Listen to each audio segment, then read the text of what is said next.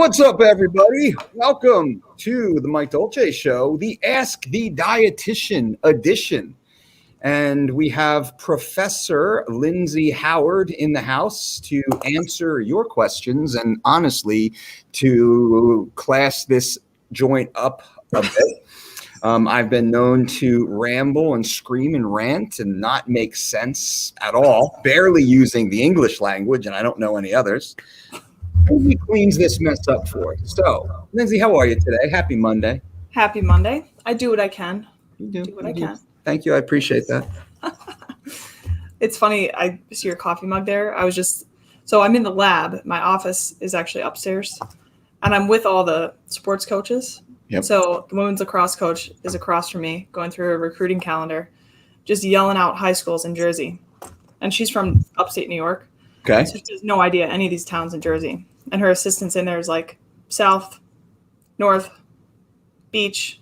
She's like, Tom's River? That's the beach? I'm like, come on.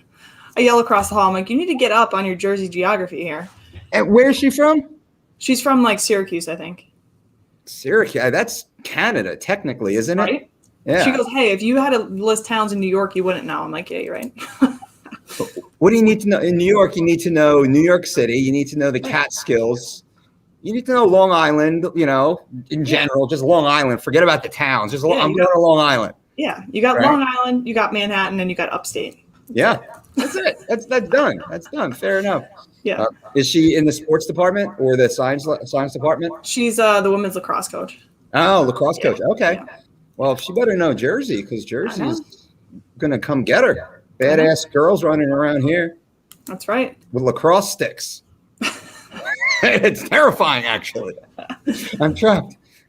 What else do we got? So the show today, and Lindsay and I, you guys, we don't discuss what the show topics are going to be in general. We might say, hey, next week we're going to talk about a topic, and that's what we do. And one of those categories is today. But usually I just aggregate all of your questions throughout the week in life, which I'm inundated by, and I appreciate that.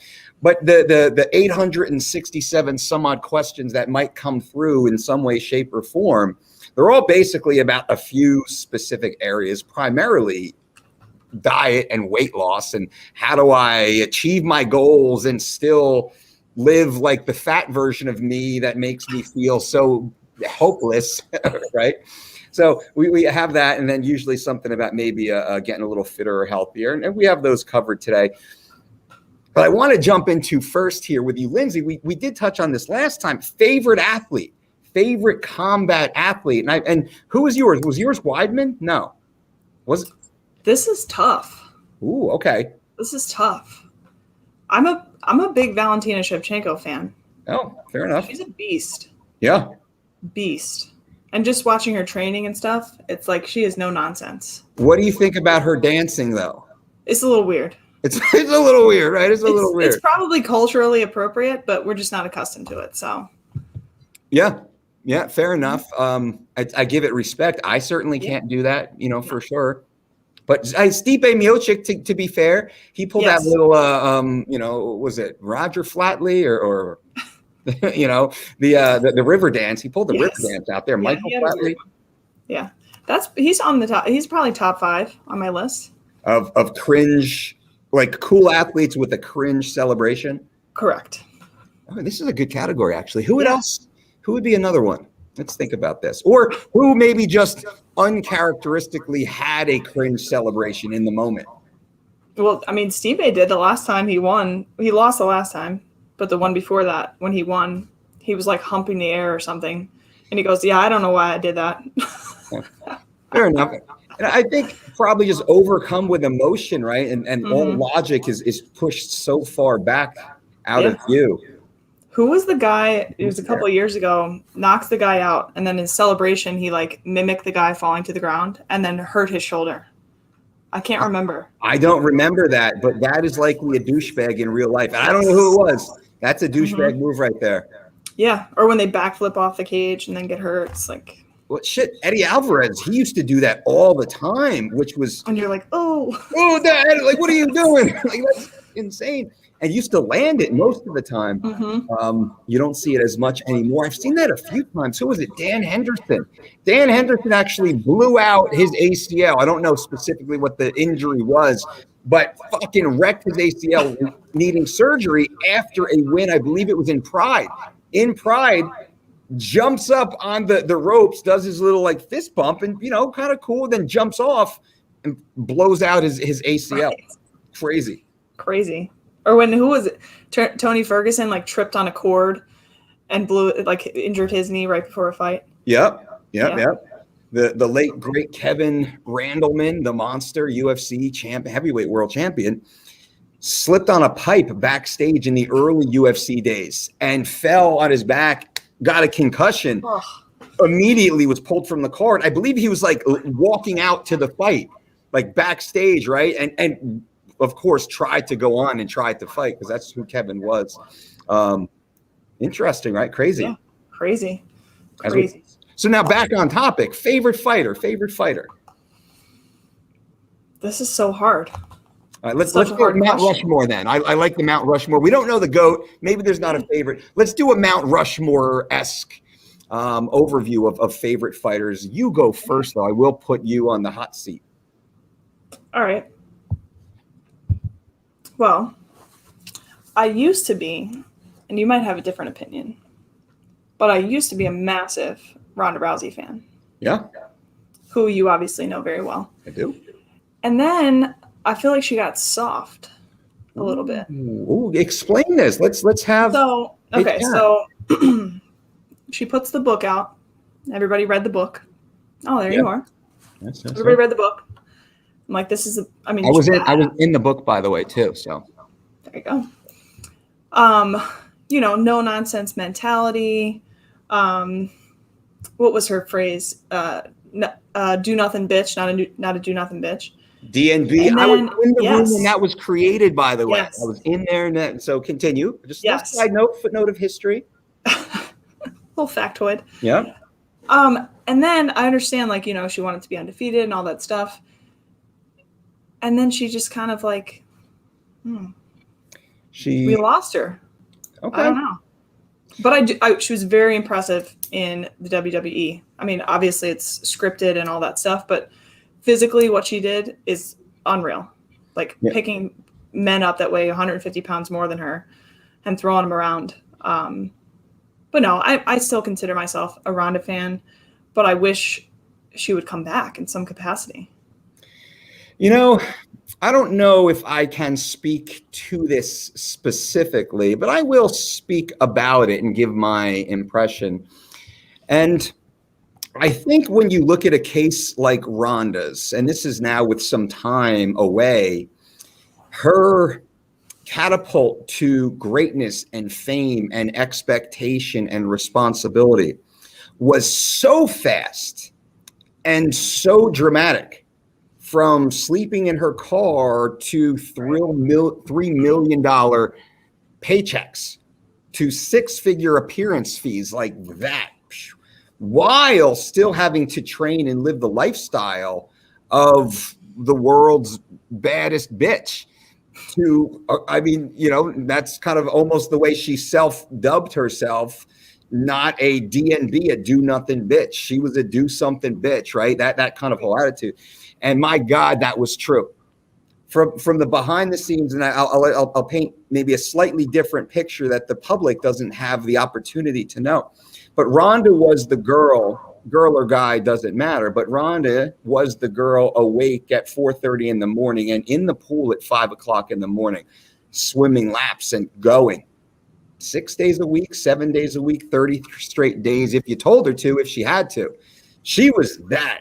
On top of all the stuff, the lifestyle that you see athletes like Jon Jones, you could give him some, or Conor McGregor, you could give him some similar trajectory and explosion. But Ronda doesn't have any of the sucker punching old dudes in bar fights stories, right, or the crashing his Bentley into the tree with the guests in the car and such. She doesn't have that, and that's neither here nor there, other than just highlighting her character. And I think the way she navigated this meteoric rise. Now, towards the end, I believe she was simply at the end of her athletic arc. Having gone through the judo, I think she started training judo at 8 years old or below 8 years old, or competing. So you're talking about a 20-year Olympic bronze medal in judo, a 20-year trajectory of just higher and higher levels of intensity level and sacrifice. But to your point, after that arc, I don't want to say it would have been better. Let's discuss this briefly. It could have been better with one perspective if she just walked away. Maybe after the Holly fight, after was it the Betch Carrera fight? Maybe was before Holly. I mean, that was not the biggest win of her career, but that might have been the biggest moment because it was headlining in Brazil. Yeah. And that was incredible. And Ronda was by far the fan favorite. Tens of thousands of fans would come to her open workouts. And Lindsay, she signed every autograph to the point that it was getting dark. Everybody was gone. The UFC ops crew, security, the whole team were like, we got to go. Like, I'm starving and I'm not doing any of this. I'm sitting in a cabana right now. I'm starving. What are you doing?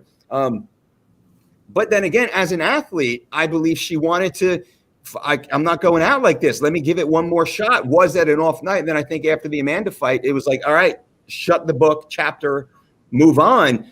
Right.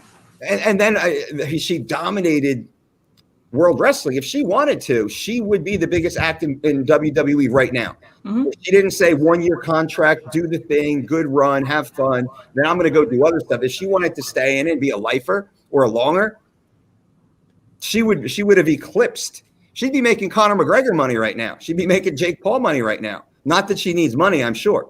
So just a little bit of, and that's not really answering any question here. It's just giving a little bit of context, inside, outside perspective on the trajectory. Right. No, I think, I don't know, like, I mean, it was part of like her persona. Again, I don't obviously personally know her, but just, following her and, reading the book and all that stuff. It's like she put far too much weight into losing.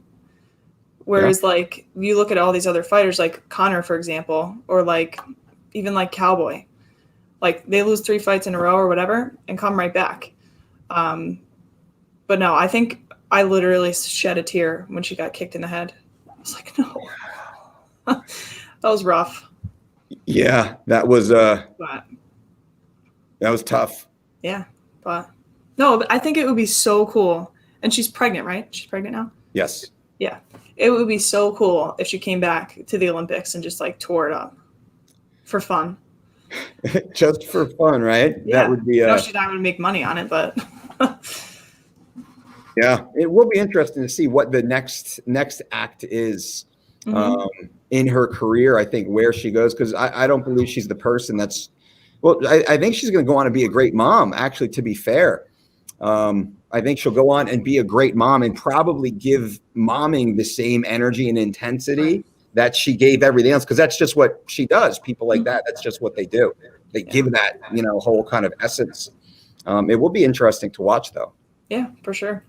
It'll be fun. Like, I just want to watch her fight, Yeah. Who else we got? So we got Ronda. That was like, but kind of if it was, and then might not be, and maybe my story kind of pushed her over the edge. We'll see. We'll circle back up at the end. Let's see. I like Holloway. I like him. Okay. I think he's a hard worker. Yeah. He's one of those that, you watch, like, I always watch like the embedded videos on YouTube leading up to the fight. Yep. And he's out there like doing reckless stuff days before. He was like snowboarding before one of the fights. I'm like, oh my God, you're going to hurt yourself. 3 days out. Yeah. Cerrone does that type of stuff too. Yes. You know what? On Max Holloway, let's tag onto that a little bit. And I agree. Max is a fun fighter, good fighter, great guy.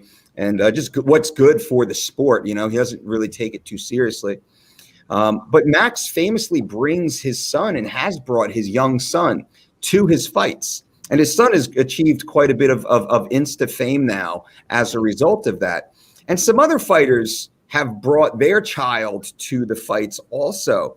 Do you have any thoughts on good or bad or neutral, or just thoughts on bringing, let's say, children, single-digit children younger than 8? Let's say, and I have a 6-year-old and a 4-year-old, so I have a pretty good idea of their emotional capacity, their understanding of the world, their ability to craft context, which is kind of what I'm leaning towards. Right. Yeah, it's iffy. Like, you want your kids to be around, leading up to the fight and stuff, but for them to actually sit there and watch you get punched in the face or potentially knocked unconscious, like, that could be traumatizing for a kid. Yeah. With a developing brain. So I think there's a toss up. I think, they should be involved. Like, that's your parents' job. So involved, get to see what mom or dad does, paint them as like this superhero. But then to watch the fight itself, it's a little iffy, Yeah. Just witnessing that, I feel like it could be like super detrimental for a kid. Yeah, I feel the same way. I agree with you. And I respect the parents' opinion. And I've had conversations with some of the athletes that have brought younger kids. It's not my business to tell them. It's just more curiosity. Hey, right. I'm dad too. Can you explain this to me? Or, why do you do this? And some I just flat out disagree with. I think it's poor parenting. Their rationale and their reason, which is a little too much bravado, not considering anything about the child, more like the child is a trinket, let's say. And this isn't Max, of course, but I'm in the game 20 plus years now. All in all, if I had to choose, I'd say it's not a good idea. It's not a good idea. And even if the child can seemingly deal with it or there's bright moments to it, I think the long-term inability for children to form context as a filter prior to the emotional response. And the emotional response is so variable and individual even within the individual based upon context of this situation at this time, right? So because your first fight your kid went to and you won and it was the best night ever and they were smiling the whole time, doesn't mean on your 7th or 17th fight that's going to be the same internal reaction, because the child is absorbing the same training camp energy anyway that your wife, your coach, your training partner, your spouses do. Right. So the child absorbs that energy, goes through it, and then it's this huge emotional expense. And at a certain age, it's, I believe, hard for the child to create the emotional context to be put in those situations. Mm-hmm. Yeah, definitely. I agree. It's, and again, it's a personal decision, but is what it is, I guess. And let's pause this and let's jump in and get to some of these questions here. We got a ton of great questions. Amy Lawson comes in. Hey, Amy, good to see you. Good to see you. Ethan Smith. And Amy Lawson is a member of the community. You can see the little badge next to her name. If anyone's interested, please take a look at that. We're happy to offer that for you guys now. And Amy, thank you for being an internal member. There are benefits. Ethan says, thoughts on intermittent fasting. I believe we speak about this every episode of Ask the Dietitian and probably every other video peripheral piece of content we've put out. Happy to do it again, though. Lindsay, what are your thoughts on intermittent fasting? It sucks. Ha! Whoa! How about that? No, I was just thinking, I think it was after last week, I was just thinking like more reasons why it sucks. Yep. But I think there's a time and a place. And we always speak about the fact that we naturally fast for like 10 hours or so. You don't eat a couple hours before bed. You sleep for 8 or 9 hours. You wake up, maybe you don't eat for like an hour. You're already naturally not eating for like probably an 8 to 12 hour period, which essentially is half of a day. Yep. But no, I was just thinking about an added. So we talked last week about how you're only eating in this period of time. So you have to choose foods that have a ton of calories. Yep. So that automatically, not in every case, unless you're eating like a massive steak or something like that. If you're choosing, healthy foods that we recommend, like fruits, vegetables, things like that, just the bulk itself, the bulk of the food is near impossible to get in the appropriate amount of calories in that amount of time. Yep. Which is why for a lot of people, they'll lose weight just because they're reducing the total amount of calories that they're taking in that, there we go, in that short period of time. Great. Yep. The other thing that I was thinking about is like, say you're only eating from, 4 to 8 p.m. but you work out and you have your training session in the morning. So that means you're automatically, say you're doing resistance training, you're automatically going to be fasted, which we obviously promote fasted, low intensity, steady state cardio, but we absolutely do not recommend anything of a high intensity in a fasted state. So if we talk about resistance training in a fasted state, you have to pull energy from somewhere. And there's only so much, stored glycogen that we could put out, especially so if you went to sleep at, 10 o'clock, you wake up at like 7, you don't eat till 4 o'clock in the afternoon, and you have your training session in the morning. That's a long period of time with no food. Yeah. So you're actually doing your body a disservice, because you're eventually at some point going to break down your lean muscle mass, your lean muscle tissue during that exercise. So aside from not being able to get in enough high quality food in that amount of time, you have to think of the training side of things too. Yeah, I agree. And that's been our whole thesis going into it, our whole stance, our whole statement, our whole protocol, based upon evidence.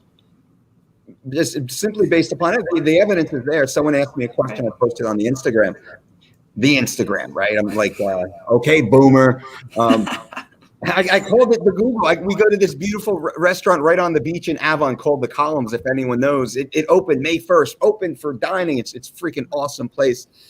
And we show up at 11:30. It opens at 11. I go to the app. I look at the thing. It's all right, 11 o'clock. We go there. We get there at 11:30. We walk up. There's a sign. Opens at 2 p.m. for, deck and beach dining. And there's a, nice guy there, polo shirt, tucked in, polo shirt, white shorts, Docksider shoes. I was like, oh, sorry, we open at 2. I was like, 2. I said, the Google said you open 11. And as I said it, I just said the Google. And he kind of like looks at me, probably because I said the Google. And then my buddy comes walking out, who actually runs the place, and he kicked us out, told us to get the hell out of here too, by the way. But anyway, I said the Google, yeah. But on the Instagram, someone asked a question, say, why does your diet work better than everyone else?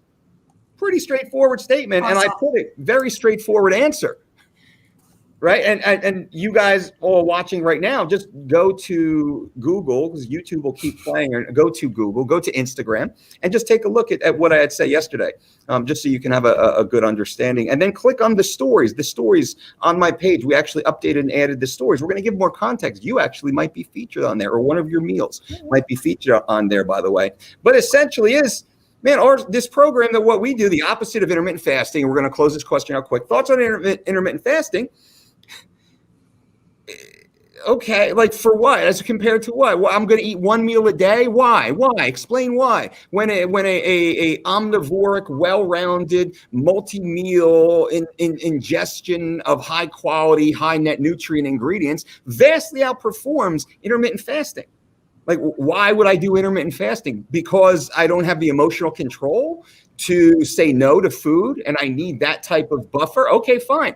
Like paleo, fine. If you need to have a rule and slap yourself on the wrist and have that buffer, then fine, I'm all for it, right? It's a transitory program, but it is not a way of life. And don't get at me or get at anything else with how sugar is bad or the mediation of insulin levels. Following a healthful, whole food, high net nutrient, organic, omnivoric, multi-meal plan vastly exceeds intermittent fasting in all those categories also. Autophagy, immunity, lean mass ratio, athletic performance. Show me the study that goes head to head that proves intermittent fasting wins a single category. I don't see any. So that being said, the evidence is out there. And then we have the results. Well, we've been doing this for over 20, 30 years. You want to talk about scientific experiments? Shit. We've worked with tens of thousands of individual clients on a personal data exchange level, and millions of clients based upon our teachings, our products, our books, our programs, our platforms, videos like this. We have the data, we have the details that clearly shows the vast superiority of the simplicity of what we sell. And for those listening right now, I'm not selling anything other than explaining our nutrition philosophy is unpatentable. I can't copyright it. I can't put it into a pill and sell it like many of these others. We teach you to eat healthful whole food in wide variety. It's fresh, local, organic, in season, providing the highest net nutrients per total calorie consumed. That's it. Start there. Principle 1, just do that. You probably don't need to do anything other than that. Number 2, we will say we eat every 2 to 4 hours based upon activity to recover, replenish what you just broke up or exceeded or used, and then to pre-fuel for what you're about to do. We look in 2 to 4 hour increments in moving forward through life, but also we think in 72-hour bubbles. 36 hours before you, 36 hours after you makes you. What have I eaten over the last 32 hours, day and a half or so as I continue walking? And what do I need to eat in the next 12, 36 hours moving forward to ensure optimal ingestion of all the vital micronutrients, phytos, and co-nutrients, and all the other protein, calories, fats, macros that have to come into it too.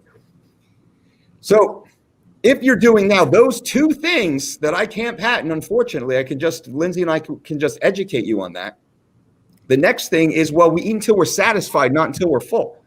We're not counting calories. We're not weighing anything. We're just eating principally ordered meals in even proportions spread throughout the day to enhance digestive efficiency. And this is where most calorie counting macro programs, synthetic toxic chemical, added meal items, this is where they all go wrong. We focus as a part of our methodology on digestive efficiency, not just calorie ceilings and macro percentages. That means nothing if you have a distressed digestive environment. So by eating only healthful whole foods, fresh in season, the foods most absorbable and most consumed by the average human. You want to talk about what Paleolithic man did or go through your BS primal meal plan bullshit concept. Well, then you shouldn't be taking any of the pills, powders, potions, and fit aids and all the other goos and gels, because your ancestor, by that same rationale, didn't have that. And I know I'm ranting right now. Hopefully it's beneficial to those listening, just to give a little bit more context. So in-season foods is what basically our ancestors only ate anyway, because where they don't have delivery, there's no Instacart 10,000 years ago. There's no Instacart at 100 years ago. There's not even Instacart 10 years ago, right? So the easy ability for this food. So again, we think back. Healthful, organic, in-season foods in wide variety, eaten every 2 to 4 hours based upon activity until you're satisfied, not until you're full, allowing for optimal digestive efficiency, which is the breakdown, the absorption, the utilization of those same damn nutrients that you're eating from the highest quality, right? High quality, high net nutrient foods, instead of the synthetic, toxic, chemical, artificial sweetener, 0 calorie pack, pre-workout, post-workout, sprinkle it.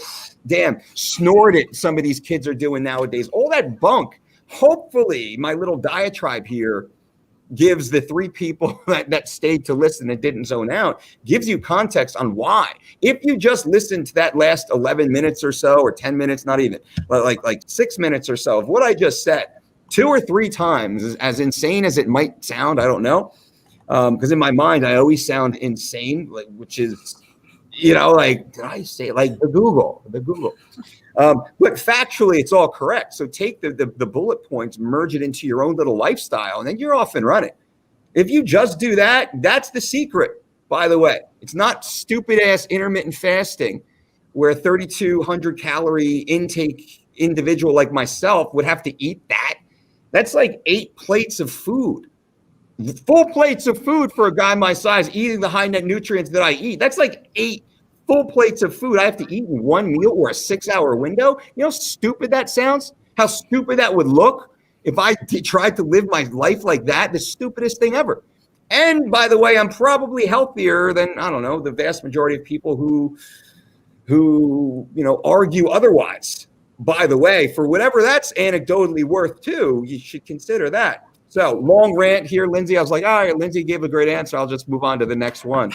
And here I am 7 minutes later, by the way. Anything to add to that little piece before we go on to high school athletes? Yes, actually. I won't be long. I think the biggest difference is every other program or like marketed title, like, keto, paleo, whatever you want to call it, intermittent fasting, whatever diet program exists, the main focus is weight loss.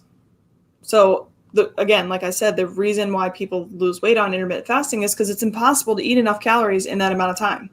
Yeah. So you're just naturally eating less food. And I think the biggest difference is that we're preaching not just weight loss, but health. So like there are a number of other factors that contribute to someone's health, not just how much they weigh. And this is why a lot of the other ones fail because, like you were talking about digestive efficiency or blood work, you talk about a lot. So on these other programs, like, yeah, you could drop weight. I'm not denying that. You're probably going to lose weight if you start intermittent fasting or if you start a keto diet or whatever else you want to do. Like, I don't know, what's like Weight Watchers or what's the one with the prepackaged meals, Nutrisystem, something like that. You're going to lose weight because you're eating less food. But most of these people, like, or if you're doing macro counting or anything like that, you're just eating less calories, but what the calories are made up of is still garbage. So again, to summarize, we're preaching not just weight loss, but being healthier humans, like on a cellular level. So, and I don't think those things are achieved with these other sort of diet programs. Did it again. Kicked yourself off. Again. Idiot. But yeah, I was only gone for like seconds though, and yeah, agree with you completely on that. It's funny that it keeps coming up, but I think in time, you look at how far the community, and I won't do a rant on this, I think we'll cover it in a different episode, maybe later at the end of this one if we have time, but it has been the trajectory of the anti-evidence meal plans that are so popular, and yet they claim evidence, they claim science, but so clearly and obviously is the anti-evidence there, which just it's such a conflated market. But to answer Kay Hayes's question, hey guys, love these Monday discussions. I am a high school strength and conditioning coach. What would be your top recommendations for helping high school athletes gain weight? Thanks so much. Thank you for being here, Kay. Yeah, I will say high school boys especially, girls too, but boys especially, they're growing. So they're in like the peak of their growth. Like people grow a foot in high school, which is like mind blowing. So your metabolic rate and the demand for calories and for food is so high. Like those kids are like garbage disposals. And I think the issue is that, I mean, the school schedule, most school schedules say you start at like 8, you finish at 2 or 2:30, you go right to practice. You get to eat lunch for like a 35-minute block of time in the middle of the day. I remember my high school lunch, I was just talking to somebody about this the other day. My high school lunch, my senior year of high school, was at like 10:45 a.m. And what time school starts? 7:30, 8? Like 8-ish, I think. Yeah. So like you eat right before you leave. Yep. You get to school, you eat again. Like you're not even hungry at that time. Yeah. But then you go the whole rest of the day and you have practice right after school. Yep. So I think the issue is like a lot of schools will not, especially now with COVID, for sure not. They don't allow people to eat like in class. So my recommendation would be bring stuff. Like if you can eat it in the hallway or ask your teacher, like, you know, if I have practice later, I have a game later, do you mind if I have like this, I don't know, small little snack in class? Yep. But I think that's one of the main issues because these people have to eat like a huge breakfast, cram it all in at lunch, and then they're not eating till like 6 or 7 o'clock at night when they get home. Yep. So to gain weight, you have to eat more calories. So it's finding a way to get those calories in throughout the day, which again is tough when they're in school. So I think a lot of it could be accomplished throughout the summer, like in the off season for most athletes. Yeah. You know, gently recommending like a slight gradual increase in intake, healthy foods. But no, just kind of communicating with your school or your teachers or whatever it may be to see if you could eat a little bit more often. Yeah. Mm-hmm. I would suggest, having gone through high school as an athlete, I gained 20 pounds a year. Most of the weight was gained over the summer. So I started high school at 114 and graduated at 210, which is pretty, you know, big, you know, weight wise. Sorry about that. But to your point, I would bring peanut butter and jelly sandwiches with me. I would always have two and a banana. This is back in the 90s, right? So the best calorie dense foods that I could figure out back in those days, I would buy 2 lunches, double lunches every day. I'd eat 2 of almost everything. And I would drink a ton of milk back in those days. My views have certainly changed, and working with what was available at that time and the limited knowledge. But even at that time, I put on 20 pounds a year during high school. I went from 114 and graduated 210. Looking like Superman, like as a high school 185-pound wrestler. But I trained 6 days a week, though, to be clear, also, Coach. So, Coach K, listening right now, Lindsay's spot on with the nutrition and then the consistency and the tapering, the periodization, what they should be doing in the weight room. 6 days a week in the summertime, I was in the weight room. Like summer and friends, I did that fun stuff too. But you had a goal and a focus. And I think the filter will determine who actually pops and who doesn't. Probably 20% maybe of your athletes will have that type of dedication. And some are talented and they'll just dick around a little bit. And some only show up when tryouts are announced. Right. So I would certainly, as a coach, I would suggest putting out that template that has off-season scripts or PDFs, suggestions, depending on your district, what you're allowed to put out there. But I would start having that conversation now. Mm-hmm. For sure.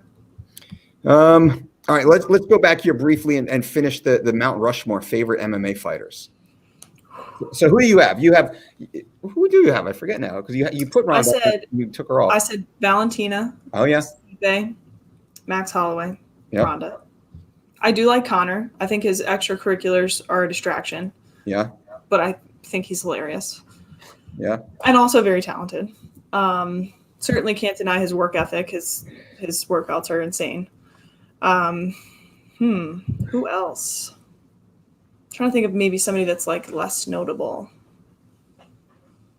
This is tough.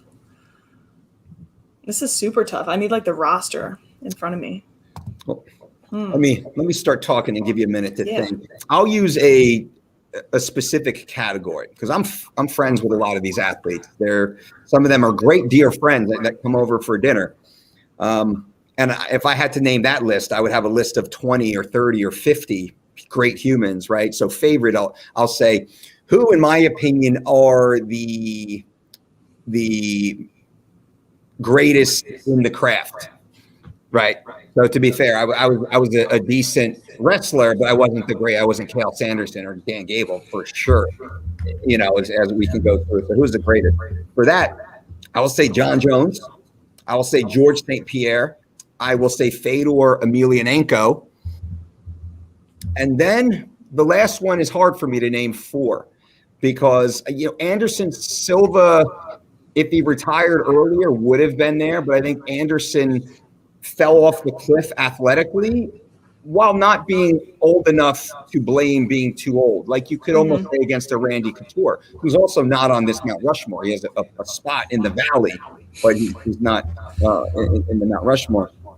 But I think Jon, and if I had to pick one, I'd say Jon. And I stand by that because Jon fought, I believe, at the most competitive time of any of those names. His division he finished Lyoto Machida. He finished Mauricio Shogun Hua. He finished Quentin Rampage Jackson. Who else? I'm sure there's a whole list. He finished Daniel Cormier, the heavyweight champion. You start going through Jon's resume, and I know that there's many more on that list. Fedor beat Nogueira and Krokop, and he kind of won at a different, lesser time. Still a little one trick, like one good thing, one decent thing, but not a third or a fourth skill set time. And then who was it? And then George St. Pierre. Just because I don't want to blame George for not having had the Jon Jones level of competition, though he did fight great guys. Nick Diaz famously, Nick was never a UFC champion. He fought Carlos Condit, who I'm good friends with. That was great, but did they fight? No, did Condit? Yes, he did. Condit had the interim title. He didn't have the title above the 85-pound title and came down. George did go up and beat Bisping at 85, but Bisping wasn't exactly the greatest champion, in the middleweight. Like Daniel Cormier was in conversation to having been the GOAT of the heavyweight division. Bisping was a champ, but, maybe not on that level. So I'm just giving some context here of why those are the three. I can't really find a fourth. I can't find a fourth that has their same level of competition, their finishing rates. Outside of George, but earlier in George's career, he was a finisher. So that'll be my little piece. Yeah. And to this question, it's actually a good point. You should tell your athletes to do whatever Jon Jones is doing to gain weight. Yeah. He looks like a different human. It's insane. Did you see the video of him running on the 20-mile-per-hour treadmill the other day? Yeah. Well, Crazy. John is actually training with my buddy Stan Efferding. And those of you who know Stan Efferding, heavyweight, the world's strongest bodybuilder, has been on our podcast a few times and a good friend. Stan worked with Hafthor Bjornsson, still does, the Mountain, of course. Worked with Eddie Hall worked with Brian Shaw for a nice period of time, and a lot of the other top athletes out there, Mark Bell and Flex Wheeler, and so on. So John brought in Stan to be a part of that heavyweight mindset. And Stan is brilliant. He has an engineering background through traditional academics, and I believe worked in designing airports, I think is what his former life was, but now you look at what he does. So he brings a great energy and approach to it. Just to add on to your statement, I wanted to give Stan a little props. Yeah. You mentioned Chael Sanderson. They hosted at Wilkes University, where I coach basketball. They hosted, I think it was for a spot on the USA wrestling team. Oh, wow. But Wilkes actually hosted this event. It was like a showdown between like the top two. But he walks in and you're like, oh my God. So as a Penn State wrestler, he ended up winning. And I can't remember the name of the event, but a lot of the top Penn State wrestlers were there, like in his corner. It was so cool. It was completely packed. Yeah. So many, the most amount of people I've ever seen in that gym. But what a presence. Crazy. Yeah. Mm-hmm. You guys like Chael, guys like Gable. There's a little back audio. So I think like last time, Lindsay, I forgot the settings previously. So thank you for the one of the members in here. I don't see the name now. I apologize. Just said, hey, there's a back echo. So sorry for the echo. Keep it cleaned up now as we keep talking.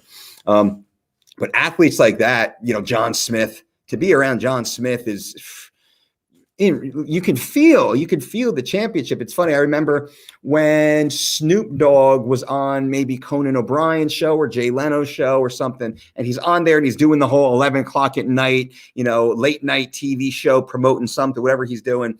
And the host of the show, forget who he is, had Johnny Carson's tie, just happened to have it for whatever bit that they had. Hey, this is, Johnny Carson's tie. And Snoop goes, that was Carson's tie? And he's like, yeah. He's like, can I hold that? And he takes it and he rubs it and he rubs it and he rubs it on himself. And he like shuts his eyes for a minute and he takes like a brief little pause to embrace, absorb, to respect Johnny Carson's tie. Right? The whole show, everything stopped for that little moment right there. And that's what happens when a Chael Sanderson walks into the room or many of these other greats. Let's jump in. So I think that covers it. Is there anyone else that you want to add, Lindsay, as far as your Mount Rushmore? I put 3 on there. I'm happy with 3. I think I'm set. I think I'm good. Good. All right, let's do who else here? And I'll have you answer it first. How many grams of fat a day to actually drop body fat without risking health to the how many grams of fat a day to actually drop body fat without risking health to the extreme? I'm about 6'2", 200. Let's run through a few of these type of questions, and then we'll get into some, not to dismiss the question, but this is very white belt understanding of how this all works. Go ahead, Lindsay. Yeah, so I think this is a good time to bring up the fact that fat doesn't make you fat. And it's not all about just dropping consumption of fat. Like if you drop your consumption of fat, there's a corresponding drop in protein because most protein sources have fat attached to it. So it's not necessarily just dropping fat calories because that's been like a common misconception for forever. It was the whole, fat makes you fat thing. And then they replaced all fat in products with sugar. So you think of like low fat or non-fat, any product you find, they replace the fat with sugar. So I would answer the question specifically, but I don't think that's the biggest thing to focus on to drop body fat. There are a number of other things that are far more important than dropping grams of fat. Agreed. Yeah, and I think that's the perfect answer. Now, Jorge Masvidal jumps on and says, why you don't start strength and conditioning program like Phil? And I'm sure you're talking about my buddy Phil Daru. With that, that's what Phil does specifically. What we specifically do is over here on the nutrition excellence side. Of course, we do have amazing strength and conditioning programs. I created the UFC Fit program, the only diet and exercise program ever to this day endorsed by the UFC. And that was a 12-week full body intensity training, body weight conditioning, periodized program. 12 weeks broken into 4 3-week cycles as you build all the way through this body weight centric in-home training program. We have the squats and steak program that will be out as soon as the world opens back up and you can go back to the gyms. Squats and steak, how to gain 20 pounds of muscle and add 200 pounds to your back squat in 12 weeks. And that's not just hyperbole. It works and it's very difficult. And probably less than a third of the people who attempt it will finish it, but it fucking works. Those savages who go through those 12 weeks and you nut up and you eat the way and sleep the way and follow the progressions and train the way, we have 20-pound summer right there. And I'm a guy, oddly, that comes full circle, put on 20 pounds 4 summers in a row going through my high school years, and then probably 5 or 6 summers in a row, actually, into my early 20s, where eventually I went up to 282 pounds in total body weight. I wrestled at 185. Again, as a 18-year-old high school senior built like Superman, I added 100 pounds to that. And then on our online platform, and this is for anyone who's interested or curious, we have a multitude of training programs as a part of our 4-week or 12-week online personalized diet and exercise program. You can click the link below to learn more about that. Totally personalized to you. Every meal, every recipe, every ingredient, grocery list, every workout, set, rep, progressions, rest times with video tutorials, all built. We have our beach mode program to get you bikini body ready, our beast mode program to really like recomp and add some mass and size and strength. We have body weight specific programs and a database of over 200, almost 300 exercises you can plug and play. So we have a pretty robust training system. But we're really well known for our nutritional expertise, of course, and that's what we spend most of the time, Jorge, speaking about here. And we have a few joint programs with Phil. So our teams definitely get together and do some fun stuff together too. Davenport Barbell says, Mike, can I have you on my podcast? Chael just had on and said, you're the best when it comes to nutrition. I appreciate that. The one and only Mr. Chael P. Sonnen. And I would actually have to put Chael P. Sonnen. Am I in that photo? Where am I? Yeah, I am. Onto the Mount Rushmore. I think that Chael Sonnen would be number 4 on my Mount Rushmore because of what he did. Without Chael Sonnen, there is no Conor McGregor. Remember that. Chael Sonnen created the entire industry of MMA the way it is right now. And you look at the quality of his competition. Plus, he's undefeated.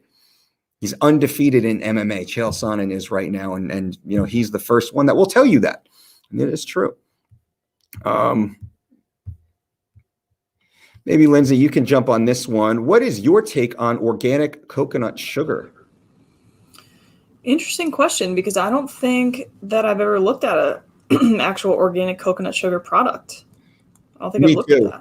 By the way, so Sonia, we'll come back and do a little bit of more research. I'll just briefly mic you. But a lot of these things like organic coconut sugar, monk fruit, the question is why? Like a little bit of monk fruit we'll add when we're baking. You know, Brandy made me a carrot cake for my birthday. A little bit of monk fruit and applesauce really is a sweetener in there for sure. I'm not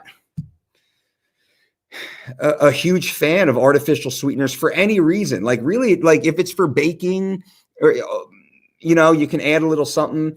If it's for like a one-off, a niche thing, but I should say this, let me be more fair here. I'm not a fan of regular ingestion of sugars in general. But if it's like a short time, it's a little thing, it's a one-off, it's a celebration, then probably organic coconut sugar is fine without having done any research on it. I'm unmuting myself. Yeah, I will say, please do, because it's a lot of work for me to do that. So control. Take over. No, I will say a lot of my clients specifically will add. By the way, what do you say? So you also kicked me out of the screen. I see the way it's working here. I get it. I don't have those Take over. powers. Go ahead. But no, a lot of my clients will add like coconut flakes to things. I'm not a big coconut fan, but if it's a coconut flavor you're looking for, like organic, coconut flakes to like the breakfast bowl, a lot of people do that for flavor. But beyond that, I'm not sure. There we go. So Sighanj, hopefully I said that correctly. If not, please let me know phonetically. I'll definitely try and pronounce everyone's names correctly. Thanks for your advice, guys. One issue I struggle with: interrupted sleep when drinking a gallon of water a day. I wake up to 6 times a night, which is why I never stick to it. Does it get better? Sighanj, yes, it does. I drink almost 2 full gallons per day of water. Here is the trick. I start early and I taper towards the end of the day. I've consumed the majority of the water I will consume by about 4 to 6 o'clock. And a lot of it is consumed first thing in the morning, just naturally, as I'm already dehydrated from my night of sleeping, respiration, perspiration, urination. You lose a lot of water overnight during that 8, 9, 10 hour or so period. And I really start early as I get into my training sessions, and I keep just flushing water is the way I think about it. And then 4 o'clock, 5 o'clock around dinner time, I've already started to taper, and I just drink like a normal person. When you would normally drink water, then do that. I have no issue. Rarely do I wake up one time in the middle of the night. And that's if I've drank and some nights I will intentionally, extra hydrate for whatever purposes. But outside of that, I don't think it should be an issue for you. Unmute. No, I agree. And I will say that you're not alone. A lot of people don't drink nearly enough water. So when we start working with them, or like you guys who are listening, just kind of adopt some of the principles that we talk about, that's a super common thing. You're like, I'm drinking all this water, but I cannot stop peeing. Your body will adapt to it, just like it adapts to everything else. But same thing, just like a kid, you would do with the baby. Like, you don't drink a lot before bed because you're going to pee the bed. It's the same thing. At least we have the ability to wake up and know that we have to go to the bathroom. Yeah, fair enough. True. Henrik, his favorite athletes: BJ, Fedor, Anderson, Max, and Rampage. That's a good top 5. That's a solid top 5. I wonder if John's not there because of the ethical issue, and I understand that. I do understand that. Mike Cotto says, hey, Dolce, is there a reason you prefer the dumbbell incline press over the standard bench press for a push exercise? Yes. For starters, the traditional bench press is very cumbersome and not very biomechanically effective. The standing overhead press is much more efficient of a movement. The human body was designed to press vertically, not so much horizontally, while having fixed scapula, making that very difficult in that position, especially when weighted down. Though possible, there's form for that. But also from well, not anecdotal perspective, this is, I believe, seen across the board, is that if I can increase my vertical press, my standing overhead military press, there is a direct carryover to the horizontal bench press. As I grow in strength on the horizontal bench press, there is little and sometimes a negative impact on the vertical press. So there's a massive carryover effect of vertical presses as opposed to traditional prone. So that's one reason, from an efficiency of motion perspective, which we do try and focus on, programming the most efficient movements with the highest possible carryover, getting more ROI from our time spent. Also, safety perspective, a properly performed vertical press is a very safe movement under the appropriate loads. I've seen people hurt their shoulders bench pressing the barbell because it misses the lines, or their elbow, or all the stuff. So those are my basic reasons. Bench press is a sport. It's like a free throw. That's what the bench press is. It's a putt. It's very specific. So if you're competing in a bench press event, then sure, train it. But if you're an athlete, I could probably find 30. Lindsay, how many different movements would be superior to a traditional bench press? A lot. All of them almost. Yeah.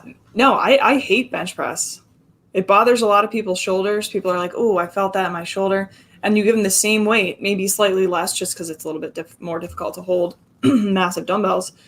But from a biomechanical standpoint too, like bringing your arms together during the movement is so much more natural than a fixed barbell going straight out like this. Like this is the natural movement of your shoulder, adduction. Plus you get more contraction in the pecs. If you could bring your arms together, you get more of a pec contraction. And it is a chest press. So we're working predominantly the chest muscles and, a little shoulder, some tricep. But I just think it's a better movement overall, especially for athletes. I prefer for most, if not all, exercises to use dumbbells or kettlebells instead of, an actual barbell. Maybe if you're doing like a hang clean or something like that with the barbell. But it's just more natural. You get that kind of unilateral movement. You get the stability part, the proprioception, all of these different benefits that you could get from holding two separate weights versus a bar. A lot of people will overcompensate with one side and then they neglect the other side. So there are a lot of different reasons why for any exercise, I would choose singular weights or dumbbells over a barbell. And just to touch on to my answer, this, as soon as he said incline, I pictured vertical because most of our programming is vertical. Standing military press, we perform far, far, far above what we do traditional, more horizontal, even incline, though we don't never neglect. We probably do more dips, which, as you're saying, Lindsay, does bring the upper arm across, or close to the body, actually, not so much far across. We do push-up exercises for our grapplers and athletes, but regular folks too. I just wanted to add that. So if we do a press, rarely do we ever do a horizontal press, maybe a floor press.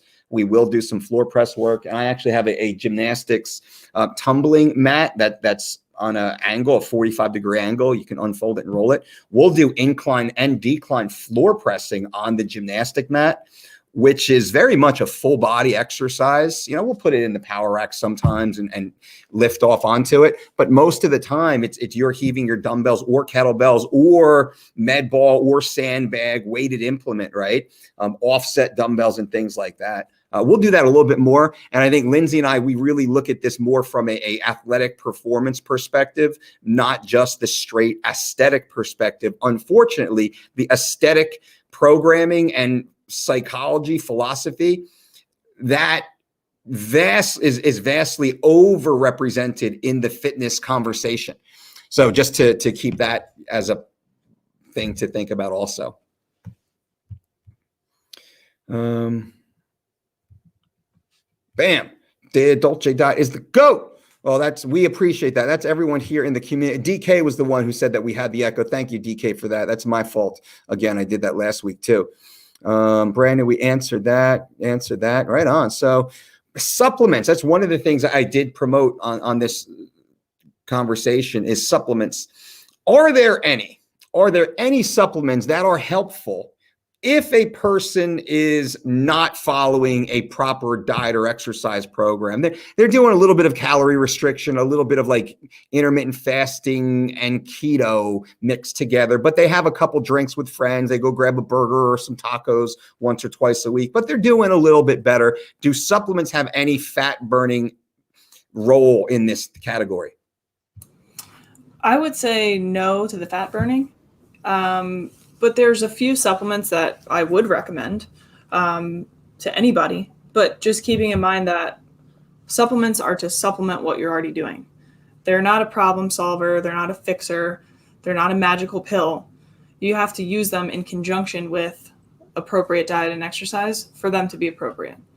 An exception, I guess, would be like vitamin D. A lot of people have super low vitamin D levels, beyond their control of getting it through ingestion, based on where they live and things like that. So vitamin D might be appropriate. That's like one of the most commonly prescribed supplements that exists. I'm obviously a whey protein fan, although I don't personally use creatine, not for a specific reason. I just never have. I think creatine is beneficial for strength building, and improved workouts. I have read some recent research on beta alanine, but again, by itself, it's not going to do anything for you. You still have to go in and work hard in the gym for it to have an effect. But the research, again, is iffy, but could potentially have an effect on like metabolism and time to fatigue. So that could be a beneficial one to use in conjunction with exercise. Trying to think what else. Perhaps a multivitamin if you have major deficiencies that can't be achieved with, nutrition, which most can. If you eat a wide variety of foods, you could hit all of your micronutrient needs with no problem. But I think that would be my short list. I like it. And I agree. Again, what would I add? I would say, listen, it's water, it's green tea, it's black coffee, it's clean food. Caffeine, forgot that. Right? Out of the gate, let's get good sleep. Let's eliminate toxic people, toxic situations. Bam. If we're not doing that, I don't care how powerful the supplement's going to be. It will have a negligible effect, I should say, negligible effect to the point that your energy spent in one of these other areas would have a compounding effect to then the implementation of a ECGC plus caffeine plus a yohimbine HCl, all as of the moment I say this, WADA approved, highly effective thermogenic lipotropic agents, but also they have their own dangers too. So I don't suggest anyone even risk that when you can get such a net ROI from following proper diet, spread evenly, like getting good sleep, saying no to your idiot friends and their alcohol poisoning and their hydrogenated oils and all the fun stuff that they want to do. Say, let me take a 40-day break from that. Let me see if I can build this other lifestyle here. And then then you throw in a little bit of targeted caffeine and green tea extract. You're going to bring out some stuff. You're going to get those veins popping, running through your lower abs, right? You're going to get that little booty shelf, whatever that thing is that you're looking for, that actually starts coming at that phase. There was another one I just saw here. M says, and this is on the fat loss. Let's keep on that. Thoughts on yohimbine and ralsine. I always have a problem saying that. For fat loss, both work. I do believe that the downside is too great, though, for the average fitness enthusiast, weight loss enthusiast. I think if you're going to take something like either of these two compounds, I think you should be a higher level competitor with experience, 4-year minimum. You should be an exit level intermediate into the advanced athlete and competitor, not for the average gym goer or beach goer or pre-wedding. Fitness has to already be your life to use such products, which I believe are both legal and even USADA, WADA, Olympic and NCAA, UFC allowed. I believe so. So do your own due diligence, please. But the risk, the negative impact is too much to deal with for the average person. I don't take yohimbine. I have no need or no desire. And if I had to do another photo shoot, let's say to do a book cover, I would rather diet for an extra 2 to 4 weeks than jumping onto a yohimbine HCl cycle, which is a tapered up cycle. It's just, you feel sweaty all the time and jittery all the time and heart rate's running all the time. And you're just like, you get a little leaner. But it's not worth it. That's my little, Lindsay, I don't know if you have any experience with either of these two compounds. Yeah, not specifically, but it's just the trend. Like benefit at what cost? And then I think for most people in their mind, like they go to a GNC or Vitamin Shop or whatever it is, and they're like, oh, ask the person, what could I take for blah, blah, blah. Well, there's so many other things that you have to check off first before you add in any sort of supplement. And that goes for everything. If you eat, you have 2 whey protein shakes a day, but you had, I don't know, a greasy breakfast sandwich for breakfast, and then you had like, I don't know, something bad for lunch and then pizza for dinner. Like there's no point in that. So you have to check all the boxes before it becomes an effective thing to add into your daily routine. And again, there is no legal supplement aside from like full-blown steroids that are going to be more on the side of like magic pill and like super, super effective. You have to put in all of the work yourself for any of those things to make a difference, really. Yeah, agreed. Let me answer. Anybody have any more questions? Now is the time before we get to our last piece. Just my favorites got that. Nick L. What's up, Nick L? Good to see you. CH, 8 to 9 hours of sleep. Absolutely. This is actually a good one from Elijah. Says, F you, Dolce, and good morning, Professor. My question is, if a maintenance phase is needed after 3 weeks of Shredded plus Living Lean, that is our online personalized program. You guys can take a look below in the comment section or in the description to learn more. For context, Laiha is currently in week 10 of our 12-week program. Awesome and super consistent with all your recommendations. Question is, if a maintenance phase is needed, no, strongest possible suggestion is jump right back in and go again, reset it. So every member of our online platform has the ability, once your 4-week or 12-week program ends, to enter into a what do we call this? A maintenance phase, I believe, where you can continue on. You continue on in your program for $9.99 per month. You can follow every single program that we have. You can substitute and plug and play and reset your current program or do a brand new program with all new settings and measurements and weights, and everything's brand new again. That's for all of our members. And my strong suggestion is jump right back into that and do it again. You've been 10 weeks on the program. You'll be 12 weeks on the program. That is freaking awesome. You've probably lost 20 to 40 pounds. We usually see a 30 to 40 pound weight loss over the 12-week period. We see a 20-pound weight loss with our 3 weeks to Shredded program. The second time you do it through, you will enter into a recomposition program. You will continue to lose body fat. You will build new, healthy, functional muscle tissue. You will tone, you will sculpt, you will shape, you will tighten, you will add athleticism and utility to your body. We will teach you all brand new recipes. We have almost 300 individual recipes inside the platform that can be substituted and plugged and placed and had fun with, that are all suited to your goals, to your needs, to your background, to your expenditure, while taking all nutrient requirements into consideration, while being pleasurable and flavorful and efficient to purchase. So again, continue on your 12 weeks in. That would be my strong suggestion. Whatever you can do, do not stop. Don't jump off. Don't enter into a maintenance phase. But let me say, now, if you have the ability to just continue on eating the same basic food with the same principles that we've taught you over the 12 weeks, keep going.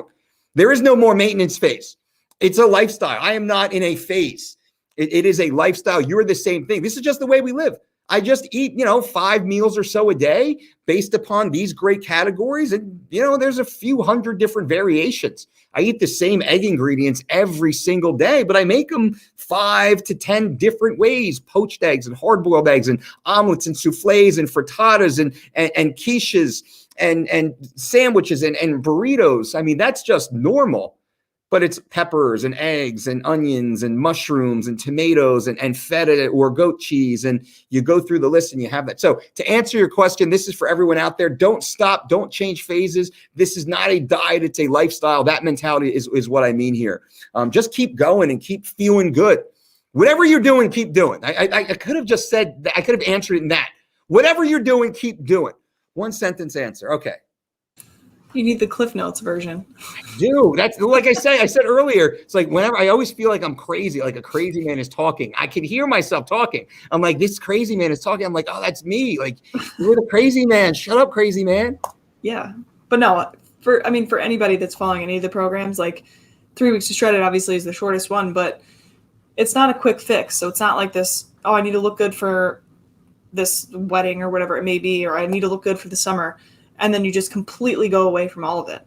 It's a way to introduce you to this type of lifestyle and then for you to continue on living that type of lifestyle. That's why it's called living lean, not let's be lean for 3 weeks, you know?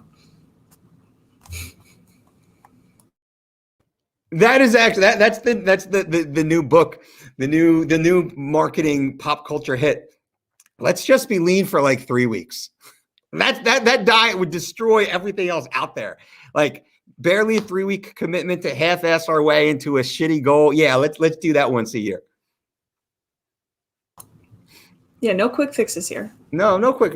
This is life. It's what we say is our system is a Trojan horse. We trick you with the sizzle of being sexy and losing weight and winning your fight and having consensual relations with an attractive member of any gender you so choose. We trick you with that, kind of sizzle to teach you how to live the rest of your life really without us. We're an education-based company. We want to teach you to get off the fad diet roller coaster, just start eating healthful whole food in wide variety, in even intervals, in relatively proportioned sizes, get all the nutrients you need, don't get all the calories you don't, stop poisoning yourself with synthetic toxic chemicals. Like, that's the trick.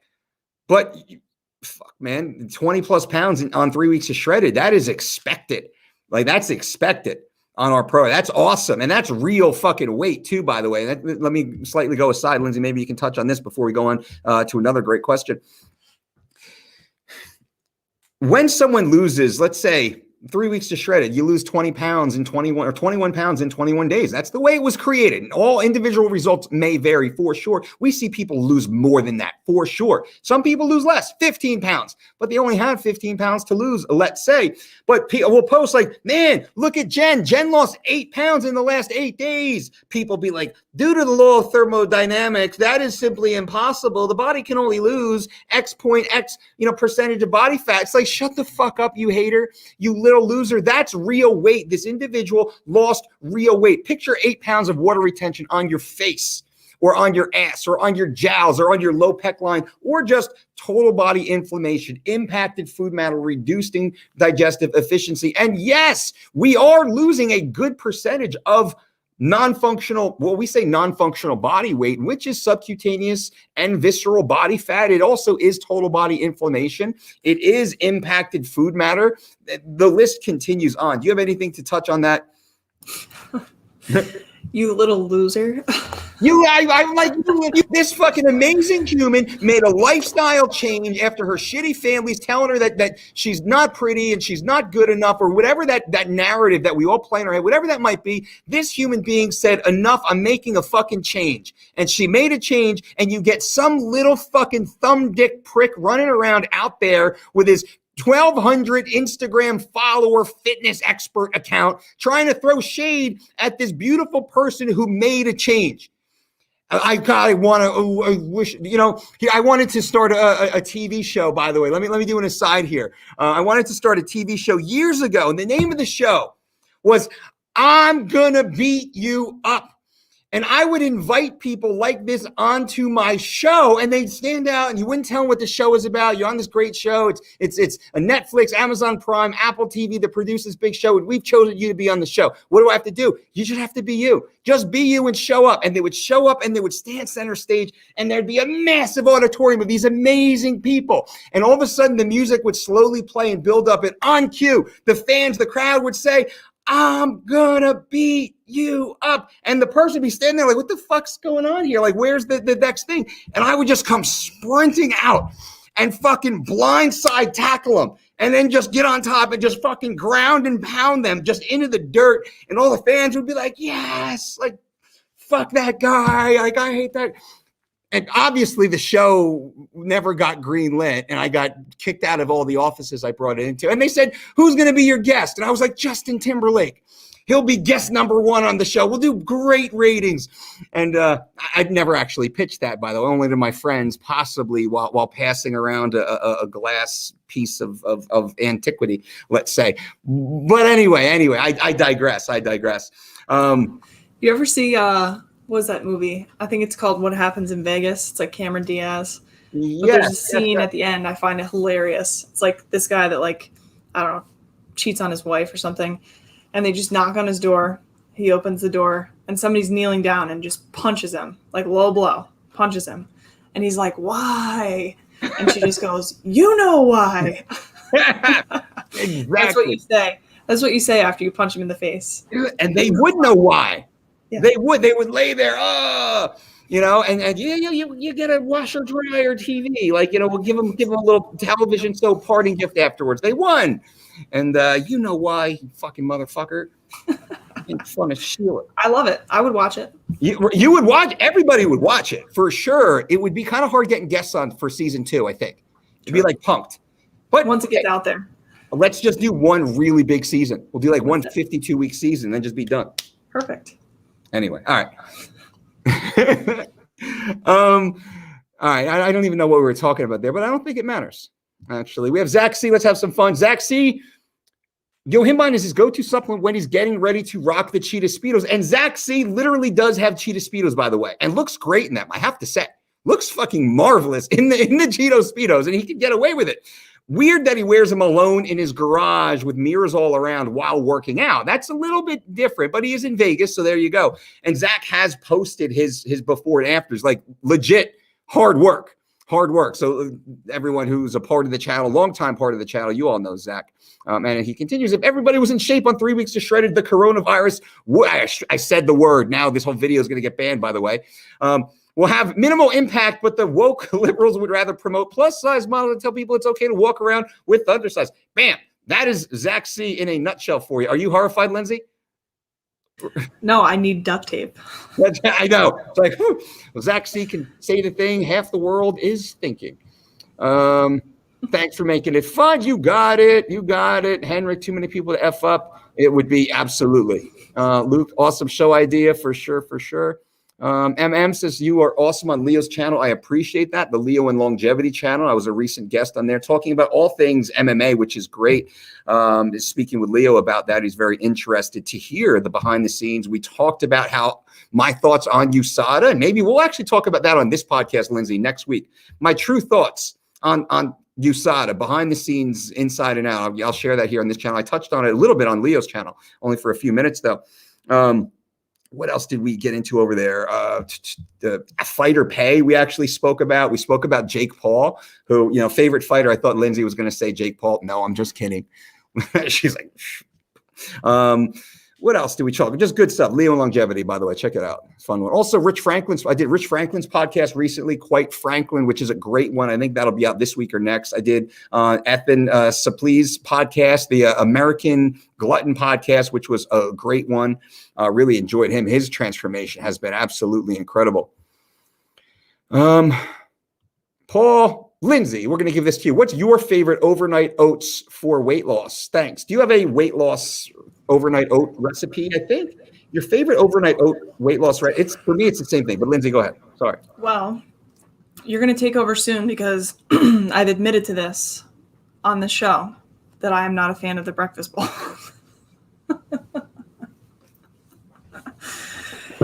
But no, I mean, the breakfast bowl recipe is perfect. It's oats, it's fruits, it's cinnamon, it's, chia seeds, hemp seeds, all the good stuff. Almond butter. But no, stay away, I guess, in the oats category. Stay away from like prepackaged oatmeal and all that stuff. Get your regular oats, steel cut oats, whatever you want to do. And I think it's perfect, easy thing to do. You could prepare the entire week. Just put it in your fridge or whatever you want to do. Super easy breakfast. I just don't personally like it. Shame. We're going to have a team meeting after this podcast, Professor Howard. Do you have an issue with stevia? Just one packet in a 12-ounce. I do. I think it's gross. I think I'm not a fan of it. It's like for things like coffee and things like that. Like as I said earlier, like if I had a packet of stevia or a packet of monk fruit in a coffee because I just felt like it, sure, no worries. But if it's like I have to have my packet of stevia every day with coffee 365 days a year, I don't see the need. I don't see the purpose. And unfortunately, a lot of the products out there a lot of the sweetening agents out there have more to them than just stevia. I've seen stevia products sweetened with sugar. I've seen stevia products that have sucralose. I don't have the exact numbers. That might be as common or maybe more common based upon total SKUs available in the marketplace. I would say there's probably more ingredients like stevia that have been turned into these Franken products. So I think it has like a weird aftertaste for me. I just don't like it. I don't need it. I think for a lot of people who are very dependent on sweeteners in their coffee, they're like, oh, I'll just swap the sugar out for like, I don't know, Sweet and Low or something like that. It tastes like chemicals. Just wean yourself off to black coffee. Like learn to love the taste of black coffee. Some people are like, oh my God, like, is there anything in your coffee? I'm like, no, it's pretty much black. And you just learn to like the taste of it rather than like that chemically, even though it's natural, stevia extract, all natural, but it still tastes like chemicals in my mind. And to be fair, it is stevia is a leaf. So, okay, go eat the leaf. You don't want to eat the stevia leaf you're putting into a pack. And we're not busting your chops here, Justin. So just to be clear, not busting your chops. We're just using it as an ability to have the conversation. But stevia, it's a leaf. It's like, man, agave is a cactus. I mean, honey is probably about as close as you can get to the actual item, ingredient, food product itself. And that's really why we would promote raw local honey above all other sweeteners. That's what we do promote above all other sweeteners, as it's practical to use. Now, also being practical, we want to talk about beef, and we talk about beef. We only talk about certified Piedmontese, grass-fed, grass-finished beef, who are giving a 25% discount to all the Dolce community with promo code Dolce. You save 25% plus free shipping delivered to your door for orders over $99, which is freaking incredible. I get nothing. We get nothing. The 25% discount is 100 passed on to our community. And certified Piedmontese, grass-fed, grass-finished beef is the only beef that we have in our freezer, in our home, that Brandy and I ate last night. The certified Piedmontese fillets, grass-fed, grass-finished, are freaking incredible. Their ground beef I have just loads of meatballs, grass-fed meatballs, just waiting to be destroyed. And I wanted to show you this. This episode is brought to you by Certified Piedmontese. Go to Piedmontese.com and feed your family the same way I feed mine. Right now, use promo code Dolce to save 25% on grass-fed, grass-finished beef with free delivery. That's Piedmontese.com. Yum. Piedmontese. So check it out. If you guys are into that type of stuff, healthy food, grass-fed, grass-finished.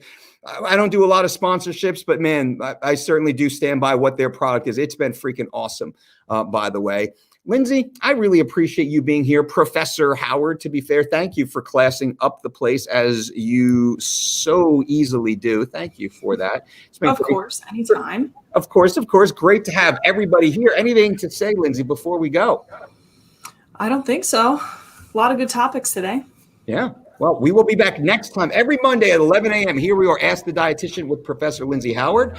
We have a new channel that's about to launch. Definitely make sure you watch this space. It's going to be phenomenal, by the way. Really, really excited about that. I'm not going to oversell it, though. So check out this space to learn more. And until next time, boom!